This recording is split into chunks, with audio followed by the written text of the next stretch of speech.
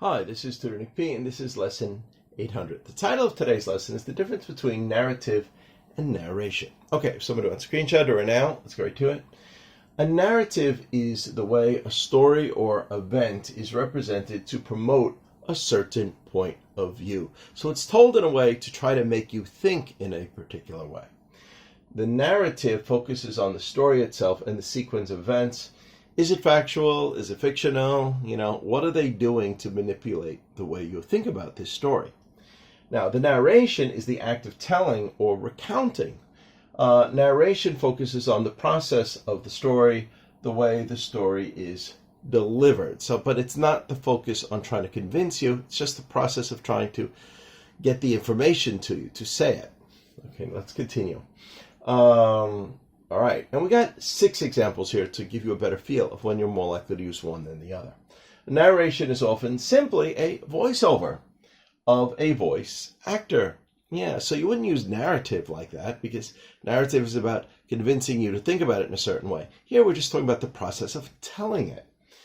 The actor Morgan Freeman has an attractive voice for a narration. Now, you wouldn't say he has an attractive voice for a narrative. He has an attractive voice for, just the act of speaking and telling you, the story.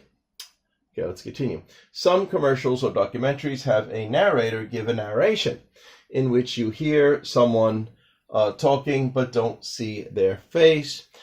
Very often you don't see their face. Sometimes you might see a short clip of their face, but sometimes not at all. Let's continue.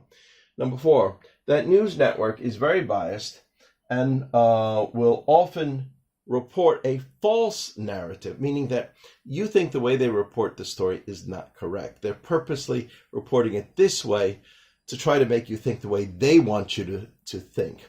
And you don't think that that is correct or accurate. Let's continue. Number 5, that seems to be the prevailing narrative, meaning most of the news networks are reporting it this way and trying to lead you to think this way. All right, number 6, she gave a very emotional narrative to try to touch the hearts of the viewer. So she's reporting it in this way that she's trying to make you feel sorry for somebody. So she's trying to manipulate your thinking. So she's doing it this way.